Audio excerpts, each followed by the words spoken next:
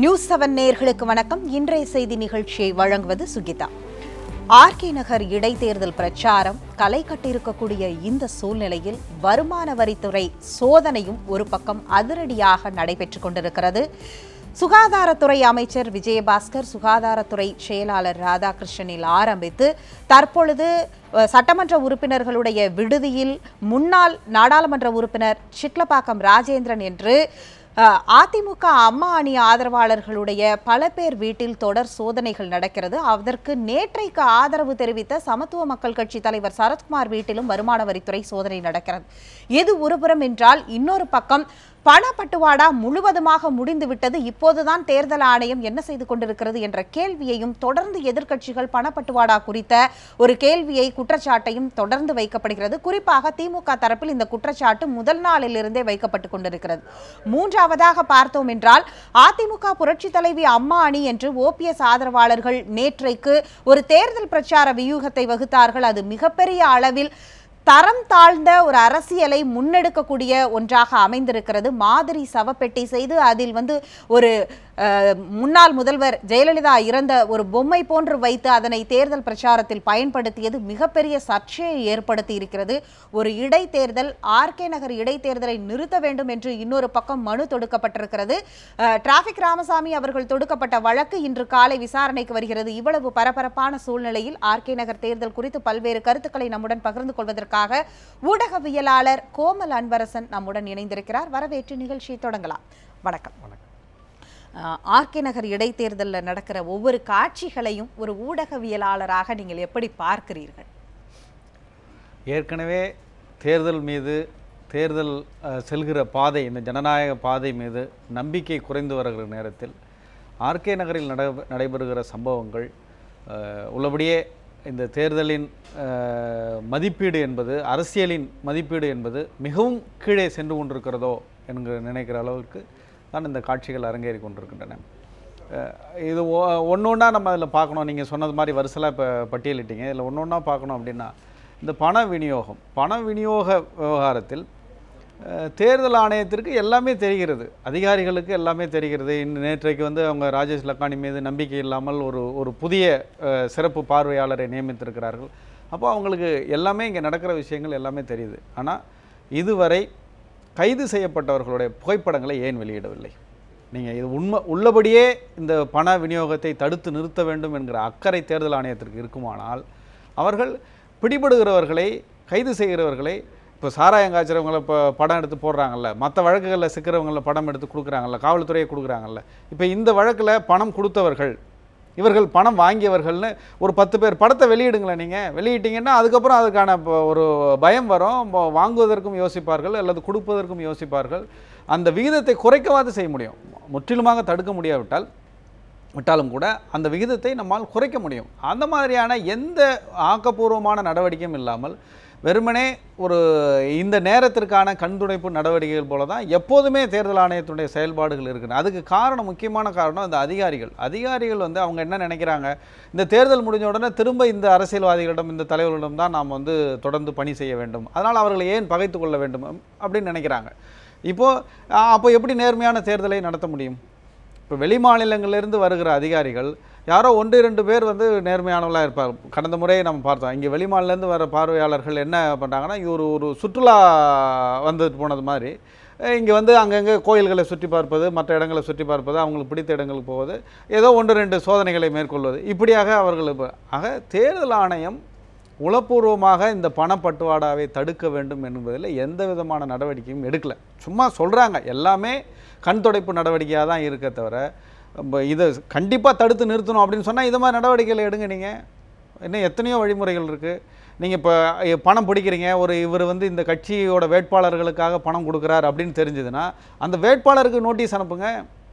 இப்போ தேர்தலை இப்போ இவங்க எடுத்துகிட்டு போகிறதெல்லாம் எப்படி இருக்குன்னா, தேர்தலை ரத்து செய்வதற்கான அல்லது ஒத்தி வைப்பதற்கான முகாந்திரத்தை அதை நோக்கி நகர்ந்துக்கிட்டு இருக்குது. ஆர்கே நகரை பொறுத்த மட்டும் தேர்தல் நடைபெறுமா என்பது சந்தேகம்தான், இடைத்தேர்தல் நடைபெறுமா என்பது சந்தேகம்தான். இவ்வளோ கலைபரங்களும் அதை நோக்கி தான் நகர்ந்து கொண்டிருக்கின்றன.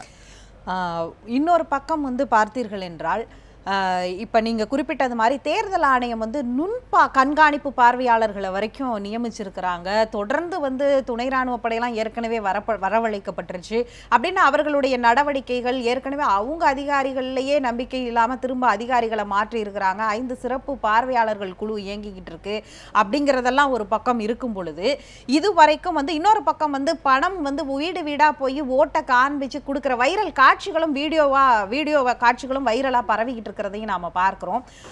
அந்த காட்சிகளுடைய நம்பகத்தன்மையெல்லாம் அப்பாற்பட்டு இது நடக்குது அப்படிங்கிறது இப்போ என்ன சொல்கிறாங்கன்னா, எல்லாமே கொடுத்து முடிச்சாச்சு, அந்த கொடுத்த பணத்தை செலவு பண்ண போகும்போது தான் கொடுத்த பணம் போலியானதாக இருக்கு அப்படிங்கிறது தான் வாக்காளர்களுடைய பிரச்சனையாக இருக்குது. இதை எப்படி எடுத்துக்கொள்வது? அப்போ என்ன மாதிரியான கண்காணிப்பு அங்கே நடைபெற்றதுன்னு ஒரு கேள்வி இருக்கு. கண்காணிப்பு இப்போ நம்ம பணம் கொடுக்கறதே தவறுன்னு சொல்கிறோம்.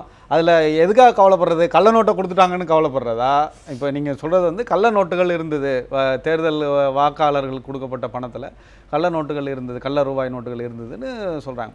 அப்போ இதை வாங்குகிற மக்கள் தான் இதை பற்றி யோசிக்க வேண்டும், சிந்திக்க வேண்டும். அப்போது வாக்குக்கென்று சொல்லி பணம் கொடுக்கிறார்கள், அந்த பணத்திலும் கள்ள ரூபாய் நோட்டு கலந்திருக்கு என்று சொன்னால் இந்த மக்களை எவ்வளவு கீழ்த்தரமாக இந்த அரசியல்வாதிகள் நினைக்கிறார்கள் அப்படிங்கிறது தான் அதோட குறியீடாக தான் நம்ம இதை பார்க்கணும். எவ்வளவு கீழ்த்தரமாக இந்த மக்களை நடத்தணும்னு நினைக்கிறாங்க.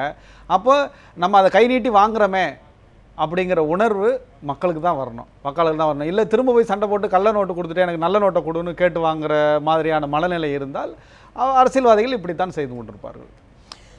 அதையெல்லாம் தாண்டி நேற்றைக்கு வந்து அதிமுக புரட்சி தலைவி அம்மா அணி வேட்பாளர் மதுசூதனனை ஆதரித்து முன்னாள் கல்வி அமைச்சர் மாஃபா பாண்டியராஜன் அவர்கள் ஒரு மாதிரி சவப்பெட்டியை வைத்து ஜெயலலிதா அவர்களுடைய இறப்புக்கு நியாயம் கூறுவது போன்ற ஒரு பிரச்சாரத்தை மேற்கொண்டிருக்கிறார்.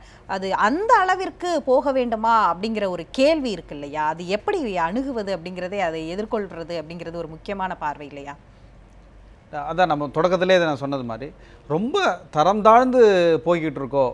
இந்த அரசியல் சூழல் வந்து ரொம்ப தரம் தாழ்ந்து போயிடும். அதுவும் மாஃபாய் பாண்டியராஜன் மாதிரியான ஒரு கல்வி முன்னாள், நீங்கள் சொன்னது மாதிரி முன்னாள் கல்வி அமைச்சர், ஒரு நல்ல தளத்தில் இருக்கிற ஒரு அரசியல்வாதி, நல்ல சிந்திக்கக்கூடியவர், அப்படியெல்லாம் பேசப்படுகிற ஒருவர் இது மாதிரியான ஒரு பிரச்சாரத்தில் ஈடுபட்டு இருப்பது என்பது அது எந்த கட்சி அவங்க என்ன நோக்கத்துக்காக பண்ணுறாங்கலாம் தாண்டி உள்ளபடியே இதெல்லாம் வந்து ஒரு வெட்கப்பட வேண்டிய விஷயமாக தான் நான் பார்க்குறேன்.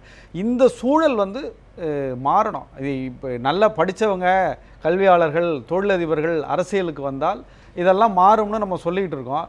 அப்படி ஒருத்தர் வந்து இப்படி ஒரு வேலையை செய்கிறப்ப என்ன செஞ்சாலும் இந்த பாரதியார் சொல்கிறது மாதிரி படித்தவன் சூதுமானம் செய்தால் அதை மாதிரி கதையாக தான் இப்போ இதெல்லாம் போய்கிட்டு ஆர்கே நகரை பொறுத்த வரைக்கும் தொடர் வந்து அவர்கள் அந்த மக்களுடைய பிரச்சனையை இதுவரைக்கும் எந்த கட்சியுமே அணுகி அதற்கான ஒரு பிரச்சாரத்தை முன்னெடுக்கிற மாதிரியான தெரியல. ஒன்று இவர்களுக்குள் இருக்கக்கூடிய அரசியல் பகை குறித்த பிரச்சாரங்கள் தான் அங்கே வந்து அதுதான் கொஞ்சம் உயர்த்தி பிடிக்கப்படுகிறதே தவிர அந்த மக்களுடைய கோரிக்கைகள் என்ன, அந்த மக்கள் இவ்வளவு நாட்களாக கஷ்டப்பட்டு கொண்டிருக்கிறார்கள், இன்னும் சொல்ல போனால் 3 ஆண்டுகளுக்குள் இத்தனை தேர்தல்களை அவர்கள் சந்தித்து கொண்டிருக்கக்கூடிய ஒரு சூழ்நிலையில அந்த தொகுதி மக்களுடைய எண்ணம் என்ன, அவர்களுக்கு என்ன தேவை அப்படிங்கிறத எந்த கட்சியாவது அணுகி இருக்கு அப்படின்னு பார்க்குறீங்களா நீங்க?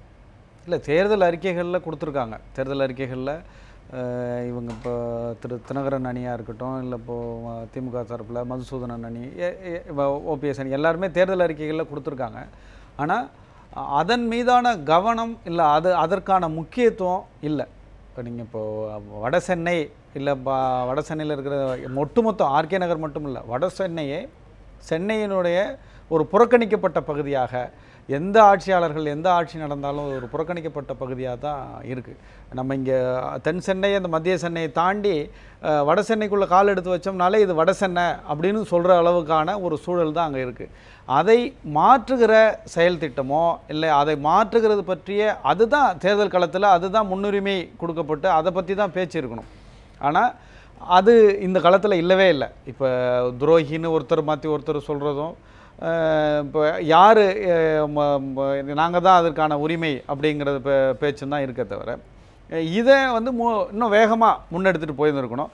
திமுக வேட்பாளராவது இதை செஞ்சுருக்கணும். திமுக வேட்பாளராவது இன்னொரு கூடுதல் முன்னுரிமை இந்த பிரச்சனைகளுக்கு அங்கே இருக்கிற ஆர்கே நகர் பகுதி மக்களுக்கு, ஏன்னா அந்த பகுதியிலே வாழ்கிறவர், அந்த பகுதியிலே தொடர்ந்து இயங்கிட்டு இருக்கிறவர்னு சொல்கிறாங்க. அப்போது திமுக தரப்பிலாவது இந்த மக்கள் பிரச்சனைகளுக்கு அங்கே ஒரு முன்னுரிமை கொடுத்து ஒரு அழுத்தம் கொடுத்து செஞ்சுருந்தாங்கன்னா அது கவனத்தை ஈர்த்திருக்கக்கூடிய வாய்ப்பு இருக்கிறது. நேற்று முந்தானமும் அந்த இவங்க திரு ஸ்டாலின் அவர்கள் பேசியிருக்கார். நீங்கள் இங்கே வந்தீங்கன்னா எனக்கு நான் இன்னொரு சட்டப்பேரவை உறுப்பினராக இந்த குறைகளை செய்வேன், குறைகளை தீர்ப்பதற்கான நடவடிக்கைகளை எடுப்பேன் அப்படின்னு சொல்லியிருக்காங்க. அப்போ இதைத்தான் இன்னும் அக்ரெசிவாக அவங்க இன்னும் வேகமாக இன்னும் அழுத்தமாக முன்னெடுக்கணும். மக்களோட பிரச்சனைகளை மக்களோட குறைகளை தான் வேகமாக அவங்க முன்னெடுத்துட்டு போகணும். இன்னும் கொஞ்சம் முன்னாடியே செஞ்சுருக்கணும். இப்போ செய்கிறாங்க, நெருக்கத்தில் செய்கிறாங்க. தேர்தலே நடக்குமாங்கிற கேள்விக்குறிகளில் என்ன எங்கே எதை நோக்கி போகுதுன்னு தெரியும். கண்டிப்பாக நம்ம தொடர்ந்து பேசலாம். தற்பொழுது அதிமுக அம்மா அணியை சேர்ந்த அதற்காக தொடர்ந்து பிரச்சாரம் செய்யக்கூடிய CR சரஸ்வதி அவர்கள் நம்முடன் இணைந்திருக்கிறார்கள். அவருடன் பேசலாம். வணக்கம் மேடம். அதிமுக அம்மா அணி எப்படி பார்க்கிறது? நேற்றைக்கு அதிமுக புரட்சி தலைவி அம்மா அணி அந்த மாதிரி சவப்பெட்டியை வைத்து தேர்தல் பிரச்சாரம் செய்ததை நீங்கள் எப்படி பார்க்கிறீர்கள்? இதைவிட ஒரு கேவலமான மோசமான அரசியலை உலகத்துல யாருமே பண்ணிருக்க முடியாது. இது நாங்க மட்டுமல்ல, எதிர்கட்சிகள் கூட நேற்றுக்கு கண்டனம் தெரிவிச்சிருக்காங்க. அதாவதுங்க, அம்மாங்கிறவங்க ஒரு எங்களை பொறுத்த வரைக்கும் தெய்வம், உலகத்துல ஒரு மிகப்பெரிய லீடரா போற்றப்பட்டவங்க. அதாவது இங்கிருந்து போனவங்க, அம்மாவால வாழ்வழிக்கப்பட்டவங்க. நேற்று ஆங்கில பத்திரிகையில ஊடகங்களை பேட்டி எடுக்கும் போது அங்க இந்த KC பழனிசாமி அவங்க இதை அணியை சேர்ந்தவர் சொல்றாரு, டெமான்ஸ்ட்ரேஷன் மெட்டீரியல் மாதிரி we are showing. what nonsense. இது அம்மா டெமான்ஸ்ட்ரேஷன் மெட்டீரியல்? எவ்வளவு பெரிய லீடர் அவங்க. அதோட 75 நாள் இதே பன்னீர்செல்வம் அவர்கள் தானே முதலமைச்சர் ஹாஸ்பிட்டல்ல இருந்தாரு. மாண்புமிகு கவர்னர் அத்தனை பேரையும் அழைத்து கொண்டு அம்மா இருக்கிற அறைக்கு அவர் தானே போனாரு. அப்பொழுதெல்லாம் அவர்களுக்கு சந்தேகம் வரலையா? 60 நாள சட்டமன்றத்துல முதலமைச்சர் உட்கார்ந்து இருக்கும் போது எதிர்கட்சி கேட்கிறாங்க அம்மாவுடைய மரணத்தில் விசாரணை தேவைன்னு. இதே பன்னீர்செல்வம் இதே பாண்டியராஜன் என்ன சொன்னாங்க?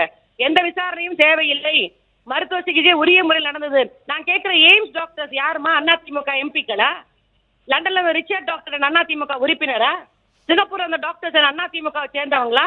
அப்போலோ ஹாஸ்பிட்டல் மட்டுமல்ல, உலகத்துல இருந்து மிகவும் புகழ்வாய்ந்த டாக்டர்ஸ் வந்தாங்க. மத்திய அரசு கண்ட்ரோல்ல இருந்து எய்ம்ஸ் டாக்டர் வந்தாங்க. ஒவ்வொரு நாளும் பாரத பிரதமர் அலுவலகத்துக்கு ரிப்போர்ட் கொடுத்ததே அன்றைக்கு முதலமைச்சராக இருந்த திரு பன்னீர்செல்வம். பதவி இருக்கிற வரைக்கும் அம்மாவுடைய மரணத்தில் அவருக்கு சந்தேகம் கிடையாது. இன்றைக்கு பதவி போனவுடன் இந்த அளவுக்கு இறங்கி போவாங்கன்னு எதிர்பார்க்கலமா. எங்கள் அம்மாவை இப்படி கேட்கப்படுத்துவாங்க, அந்த பெரிய புகழ்வாய்ந்த அந்த தலைவியை இப்படி ஒரு டெமான்ஸ்ட்ரேஷன் மெட்டீரியல் சொல்ற அளவுக்கு ஒரு தரம் தாழ்ந்து போவாங்கன்றத நினைக்கும் போதே ரொம்ப வேதனையா இருக்கு. அவங்க அம்மாவுக்கு பண்ண மிகப்பெரிய அவமரியாதை. அம்மாவுடைய ஆன்மா நிச்சயமா அவங்களை மன்னிக்காது. உலகத்துல யாருமே இதை பண்ணதில்லமா. மனசுக்கு அவ்வளவு வேதனையா இருக்கு. யாருமே இப்படி பண்ணதில்ல. இப்படிதான் அவங்க அரசியல் நடத்தணுமா? மக்கள்கிட்ட போங்க, உங்களுடைய கருத்துக்களை சொல்லுங்க. மக்கள் உங்களை ஏத்துக்காது, மக்கள் தீர்மானிக்கட்டும். அரசியல் ரீதியா எங்களை ஃபைட் பண்ணுங்க. எங்கள் அம்மாவை அவமானப்படுத்தி நீங்க தேர்தல் காலத்தை பார்க்காதீங்க. அது உங்களுக்கு தான் தோல்வியை தரும். நேற்றுக்கே மக்களுக்கு இவங்களுடைய எண்ணங்கள் எவ்வளவு கீழ்த்தரமா மோசமா இருக்குங்கிறத மக்கள் புரிஞ்சுக்கிட்டாங்க. ஏன்னா நேற்றுக்கு நானும் RK நகர்ல தான் இருந்தேன். தொடர்ந்து அம்மாவை இதெல்லாம் பண்றாங்களேன்னு. டெமான்ஸ்ட்ரேஷன் மெட்டீரியல் அம்மா எங்க அம்மா, இதுக்கு அவங்க பதில் சொல்லியே தீரணும். நிச்சயமா சட்ட முன்னால அவங்க பதில் சொல்லியே தீரணும். ஒரு தேசிய கொடியை அவமானப்படுத்தி இருக்காங்க, எங்கள் அம்மாவை அவமானப்படுத்தி இருக்காங்க. இதற்கு காலமும் மட்டுமல்ல, அந்த அணியை சேர்ந்த திரு O பன்னீர்செல்வம் உட்பட அனைவரும் பதில் சொல்ல வேண்டும். அதிமுக அம்மா அணி வேட்பாளர் தொடர்ந்து TTV தினகரன் அவர்கள் பணம் பட்டுவாடா செய்வதாக தொடர்ந்து குற்றச்சாட்டுகளை ஒரு பக்கம் எதிர்க்கட்சிகள் வைக்கிறார்கள். அதற்கு அடுத்த நீட்சியா பார்க்க போனா அவருடைய ஆதரவாளர்கள் அனைவருடைய, அதாவது அமைச்சர் விஜயபாஸ்கர் உட்பட தற்பொழுது நேற்றைக்கு ஆதரவு தெரிவித்த சமத்துவ கட்சி தலைவர் சரத்குமார் வீடு வரைக்கும் வருமான வரித்துறையினர் சோதனை செய்வதை நீங்கள் எப்படி பார்க்கிறீர்கள்? இந்த தேர்தலை நிறுத்துவதற்கு அவங்க என்னெல்லாம் பாடுபடணுமோ எல்லாரும் ஒன்னா சேர்ந்து பண்றாங்க. இந்த தேர்தலை எப்படியாவது நிறுத்த வேண்டும் என்று எங்களை பொறுத்த வரைக்கும் மக்கள் ஆதரவு எங்களுக்கு நாளுக்கு நாள் அதிகமாகிட்டு வருது. ஒரு ஆளும் கட்சி வேட்பாளராக அன்பு சகோதரர் TTV தினகரன் அவர்கள் தான் கொடுத்த வாக்குறுதிகளை எங்கள் அம்மா அங்க ஏற்கனவே நிறைய திட்டங்கள் அறிவித்து அதை நிறைவேற்றி இருக்கிறாங்க. மீதமுள்ள திட்டங்களை நாங்க கொண்டு போய் மக்களுக்கு அங்க சேர்க்கணும். அதுக்கு தான் பாடுபடுறோம். பன்னீர்செல்வம் மணி போல இந்த கட்சியை அழிப்பதற்கோ இந்த ஆட்சியை அழிப்பதற்கோ நாங்க பாடுபடல. மக்கள் உருவாக்கி அம்மாட்ட கொடுத்திருக்க ஆட்சி இது. அம்மாவுடைய ஆசைப்படி அம்மாவுடைய திட்டங்கள் மக்கள்கிட்ட கொண்டு போய் சேர்க்கணும்.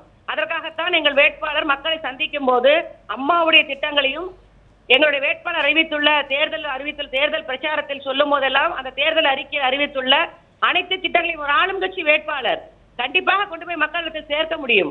அந்த வழியில் தான் எங்கள் பிரச்சாரம் நடக்குது. மக்களுடைய ஆதரவு நாளுக்கு நாள் பெருகி வருகிறது.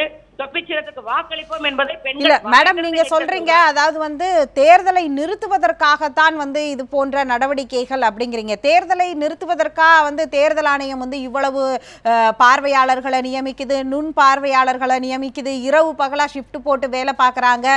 தொடர்ந்து வந்து தேர்தல் ஆணையத்துடைய கண்காணிப்பு வளையத்துக்குள்ள ஆர்கே நகர் வந்தே வந்து 10-15 நாட்களுக்கு மேல் ஆகிவிட்டது. தேர்தல் தேதி அறிவிச்ச நாள்லேருந்து இவ்வளவு வேலைகள், இவ்வளவு உழைப்புகள் அங்க கொட்டப்பட்டிருக்கு. ஆனால் தேர்தலை நிறுத்துவதற்கா அப்படிங்கிற ஒரு கேள்வி இருக்கு இல்லையா?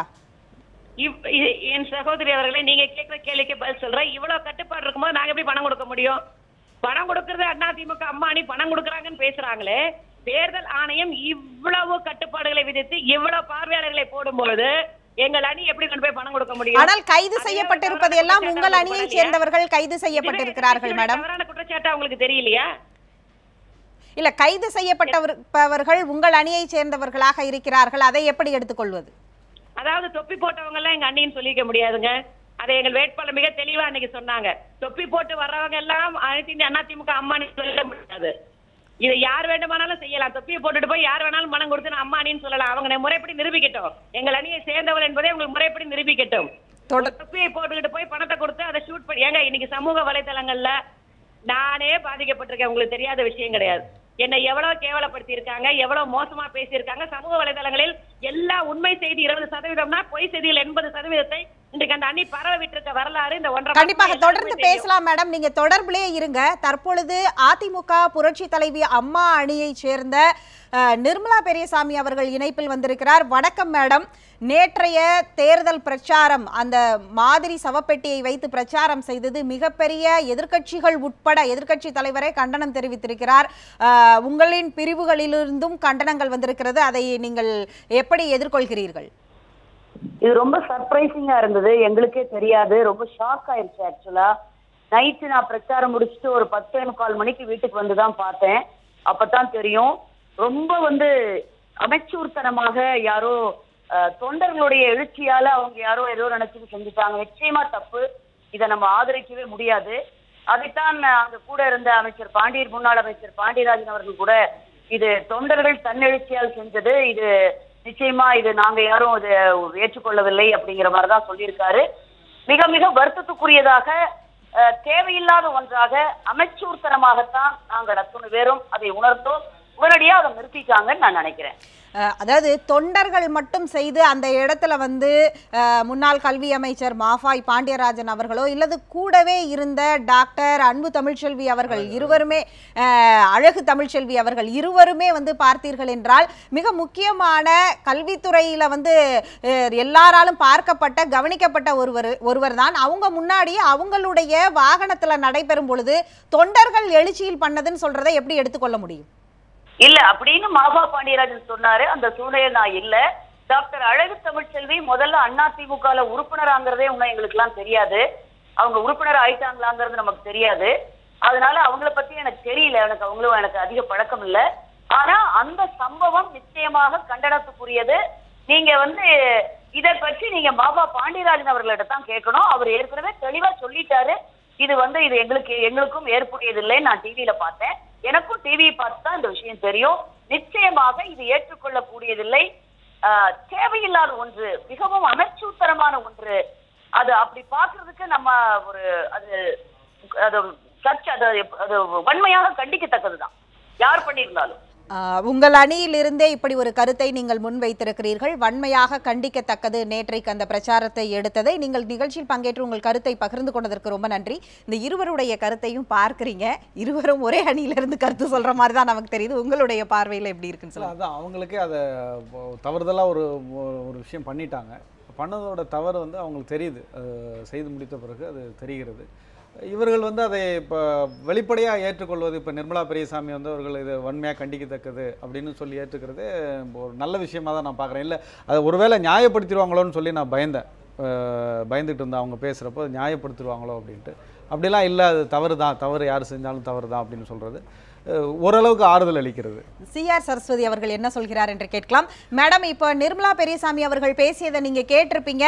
உங்களுடைய எதிர்வினை அதற்கு என்ன, உங்களுடைய எதிர்கருத்து என்ன, அது குறித்து உங்களுடைய கருத்து என்ன? சகோதரர் அன்பரசன் சொல்றாரு ஆறுதலா இருக்குன்னு. அவங்க சொல்லித்தாங்க ஆகணும். மக்கள் எதிர்ப்புங்க அங்க. நீங்க அவங்க நிறுத்தல, சிவப்பட்டி எடுக்கல. தேர்தல் ஆணையம் பறக்கும் படைகள் இதை செய்யக்கூடாதுன்னு தேர்தல் ஆணையம் தான் தடுத்து நிறுத்தினாங்க. மாஃபா பாண்டியராஜனும் அங்க இருந்து அழகு தமிழ்ச்செல்வியை உடனே அப்புறப்படுத்தி இல்ல. தேர்தல் ஆணையம் ஆட்கள் வந்தாங்க, இதை செய்யக்கூடாதுன்னு சொன்னாங்க. அவங்க இன்னைக்கு வேற வெளியில ஒத்துக்கிட்டு தான் ஆகணும். மக்களுடைய எதிர்ப்பு இது. அம்மாவை தெய்வமா நினைக்கிறவங்க அத்தனை பேர் எதிர்த்தாங்க. இதை எப்படி அவங்க நியாயப்படுத்த முடியும்? இதை நியாயப்படுத்தவே முடியாது. ஓட்டுக்காக செய்த அரசியல் இது, அது எல்லாருக்குமே தெரியுது. நேற்று அவங்க ஒண்ணு மனசு அகற்றலை. தேர்தல் ஆணையம் வந்த பிறகுதான் அந்த காட்சி அகற்றப்பட்டது தவிர அவர்கள் பெரிய மனசு பண்ணி நாங்க தெரியாம செஞ்சிட்டோம் அகற்றலை. தேர்தல் ஆணையம் கட்டாயப்படுத்தி ஒரு தேசிய கொடி அவமானப்படுத்திருக்கீங்க, ஒரு மிகப்பெரிய தலைவியர் அவமானப்படுத்திருக்கீங்கன்னு சொன்ன பிறகு அந்த அதிகாரிகள் வந்த பிறகுதான் அப்புறம் என்ன, நான் அந்த ஸ்பாட்ல இருக்கேங்க, அங்க நேரடியா இருந்து பார்த்தவனா, அதன் பிறகுதான் அப்புறப்படுத்தப்பட்டது. ஆகவே அவர்கள் இன்னைக்கு மக்களுடைய எதிர்ப்பை சம்பாதிச்சிருக்காங்க. அதை சமாளிப்பதற்கு அவர்கள் இது எங்க ஒரு மாஃபா பாண்டியராஜனுக்கு தெரியாம நடந்துருமா? அங்க இன்னைக்கு முக்கியமான அவராக பிரச்சார பீரங்கியா இருக்கார். அவருங்க அவரோட வண்டியில அம்மாவுடைய அந்த பெட்டி வைக்கப்படுது. அவர் முதல்ல தேவையில்லைன்னா இறக்குங்க, இதெல்லாம் என்னங்க பண்றீங்கன்னு இறக்க சொல்லிருக்கலாம்ல. அந்த பெட்டியை வச்சுட்டு 2 பேரும் எவ்வளவு நேரம் பேசினாங்க பாத்தீங்களா இல்லையா? அது தெரியாமல் நடந்த சம்பவமா? அவர்கள் ஏற்றுக்கொள்ளாமல் நடந்த சம்பவமா? 2 பேரும் மாத்தி மாத்தி பேசினாங்க. அம்மாவுடைய பெட்டியை வச்சு நியாயம் கேட்கிறோம்னு. ஒரு மாஃபா பாண்டியராஜன் மாதிரி ஒரு சமூக வலைதளங்கள்ல இருக்கிறவருக்கு, ஒரு ஊடகங்கள்ல பேசுறவருக்கு அவர் அறியாமல் நடந்துருமா? திட்டமிட்டு செய்தது அது. நிகழ்ச்சியில் கட்டாயம் ஏற்படுத்தியதால் இன்னைக்கு அதை மாத்தி பேசுறாங்க, அவ்வளவுதான். நிகழ்ச்சியில் பங்கேற்று உங்கள் கருத்துக்களை பகிர்ந்து கொண்டதற்கு ரொம்ப நன்றி. நீங்கள் ஒரு ஊடகவியலாளராக தொடர்ந்து தேர்தல் வரலாற்றை பார்த்துக்கிட்டே வந்திருப்பீங்க. இதற்கு முன்பு இது மாதிரியான மிக மோசமான, அதாவது நான் கேட்பது இதே போன்று ஜே அணி ஜா அணி என்று பிரிந்து தேர்தலை சந்தித்த போது கூட அப்போதெல்லாம் இது போன்ற அளவிற்கு அரசியல் இருந்ததுன்னு நினைக்கிறீங்களா? இப்போ அப்போ இன்னும் தனி மனித தாக்குதல் ரொம்ப அதிகமாக இருந்தது. ஜா அணி பிரிந்த போது ஜெயலலிதா அம்மையார் அவங்க தொழில் முறையில் ஒரு நடிகை என்பதனால் அவங்க நடித்த படங்கள்ல இருந்து ஆபாசமான காட்சிகளை எல்லாம், புகைப்படங்கள் எல்லாம் எடுத்து எதிரணியை சேர்ந்தவர்கள் அதையெல்லாம் விளம்பரப்படுத்துகிறாங்க. இப்போ என்ன அதெல்லாம் இல்லை அப்படின்னு நம்ம ஆறுதல் பட்டுக்கலாம். அதுக்கு முக்கியமான காரணம் 2 அணிகள்லையுமே குறிப்பிடத்தகுந்த மாதிரியான தலைமைத்துவ பண்புகளோட தலைவர்கள் இல்லை, பெரிய அளவுக்கு இல்லை. அதனால அவங்களால இது மாதிரியான தனிநபர் தாக்குதல்கள் நடத்த முடியல. இப்போ இந்த ஜெய அணி பிரிஞ்சது மாதிரியான இப்போ பன்னீர்செல்வம் தினகரன் அணியில் சசிகலா பன்னீர்செல்வம் அணி அப்படிங்கிறப்போ அந்த தனி மனித தாக்குதல் ஓரளவுக்கு குறைஞ்சிருக்கு. பெருசாக நம்ம சொல்கிற மாதிரி இல்லை. பன்னீர்செல்வம் கூட தொடக்கத்தில் சொன்னார், நாங்கள் 10% தான் சொல்லியிருக்கேன், மீதி 90% சொல்ல வேண்டி வரும்னாரு. அந்த 90% சொல்லவே இல்லை, அந்த 10%ஓடு தான் அவர் தொடர்ச்சியாக பேசிக்கிட்டு இருக்கார். அப்போ தனி மனித தாக்குதல்கள் இல்லை. ஆனால் இந்த தேர்தலை ஒட்டி இந்த தேர்தல் அவர்களுக்கு வாழ்வா சாவா பிரச்சனை. ஆர்கே நகர் இடைத்தேர்தலை பொறுத்த மட்டும் தினகரனுக்காக இருக்கட்டும், பன்னீர்செல்வம் அணிக்காக இருக்கட்டும், இவங்க 2 பேருக்குமே அது வாழ்வா சாவா பிரச்சனை என்பதால் இதை வைத்து தான் இந்த தேர்தலில் கிடைக்கிற வெற்றி அல்லது தோல்வியை பொறுத்து தான் அவருடைய அரசியல் எதிர்காலம் நிர்ணயிக்கப்படும் என்பதால் எந்த எட்ஜிக்கும் எந்த எல்லைக்கும் அவர்கள் செல்வதற்கு தயாராகிவிட்டார்கள் என்பதைத்தான் இதெல்லாம் காட்டுகிறது. சிஆர் சரஸ்வதி அவர்கள் பேசும்போது நான் ஆறுதல் படுகிறேன் அப்படின்னு சொல்லிடுவேன். நான் அது நிர்மலா பெரியசாமிக்கு ஆதரவான கருத்தல்ல. இப்படி ஒரு காரியத்தையும் செய்துவிட்டு அதை ஆதரித்தும் பேசினால் என்ன செய்ய முடியும்? இதே இடத்துல சிஆர் சரஸ்வதி இருந்தால் அதை ஆதரித்து பேசுவார். அப்படி அந்த அடிப்படையில் தான் நான் சொன்னேன். அது ஒரு சரி, செய்த தவறையாவது ஒப்புக்கொள்கிறார்களே, தவறு செய்வது இயல்பு, தவறு செய்து விட்டார்கள், அதை ஒப்புக்கொள்கிறார்களே. அது நிர்மலா பெரியசாமி மாதிரி அவங்க கொஞ்சம் துணிச்சலாக கருத்துக்களை தெரிவிக்கக்கூடியவர், அதனால் அதை சொல்லியிருக்கலாம். இப்போ அந்த அடிப்படையில் தான் நான் ஆறுதல் அளிக்குது என்று சொன்னேனே தவிர அவங்களுக்கு ஆதரவான என்னமோ கருத்து. இதெல்லாம் தாண்டி இப்படியான ஒரு தரம் தாழ்ந்த ஒரு அரசியலை நோக்கி தமிழகம் போகுதே, குறைந்தபட்சம் மிகப்பெரிய கவலை. அந்த ஒரு பதட்டத்திலிருந்தும் நாம் ஒரு பத்திரிகையாளராக ஊடகவியலாளராக நேற்று அந்த காட்சிகளை பார்த்தவுடன் அடப்பாவிகளா இப்படி பண்ணுறீங்களப்பா, இவ்வளோ கீழே இறங்கி போயிட்டீங்களே அப்படின்னு சொல்கிறோம். ஏன்னா ஒரு பக்கம் மக்கள் வாக்குகளுக்கு, இந்த மக்களாட்சிங்கிற தத்துவத்திற்கு மரியாதை இல்லாமல் அதை முற்றிலுமாக ஜனநாயகத்தை பணநாயகமாக மாற்றி பணம் கொடுத்தால் என்ன வேண்டுமானாலும் செய்து விடலாம், பணத்தால் வெற்றி பெற்று விடலாம் என்று நினைக்கிற அந்த ஒரு மிக மோசமான சூழல், ஜனநாயகம் ரொம்ப கீழே போய் நிற்கிற அளவிற்கான ஒரு பக்கம் சூழல். இன்னொரு பக்கம் இதை மாதிரியான தரம் தாழ்ந்த நடவடிக்கைகள், ஒட்டுமொத்தமாக தமிழ்நாட்டுடைய அரசியல் சூழல் இப்படி கேவலப்பட்டு போகிறதே, இவ்வளவு ஒரு மோசமான சூழலை நோக்கி நகர்கிறதே. படித்தவர்கள் நல்லவர்கள், அதாவது நல்லவர்கள் என்பதை தாண்டி படித்தவர்கள் அரசியலுக்கு வந்தால் இந்த அரசியல் சூழல் மாறும், ஒரு நாகரிகம் பட்டதாக மேம்படும், வட இந்தியாவெல்லாம் இருப்பது போன்ற ஒரு குறைஞ்சபட்ச அடிப்படை நாகரிகத்தோடாவது அரசியல் உருவாகும் என்று நம்புகிறோம், பேசிக்கொண்டிருக்கிறோம். ஆனால் அதற்கான எதிர்மறையான சூழல் தான் இங்கே இருக்கிறது. இப்போ தினகரனாகட்டும், மஃபாய் பாண்டியராஜன் மாதிரியானவர்களாகட்டும், இவர்களெல்லாம் அரசியலுக்கு வந்தால் இந்த அரசியல் சூழல் மாறும் என்று நாம் எதிர்பார்த்து கொண்டிருக்கிற அந்த கனவோடு நாம் பேசி கொண்டிருக்கிற நேரத்தில் இது மாதிரியான சம்பவங்கள் உள்ளபடியே ஏமாற்றத்தை தான் அளிக்கின்றன. நிகழ்ச்சியில் பங்கேற்று உங்களுடைய கருத்துக்களை பகிர்ந்து கொண்டதற்கு ரொம்ப நன்றி. மற்றும் ஒரு நிகழ்ச்சியில் சந்திக்கலாம். நன்றி, வணக்கம்.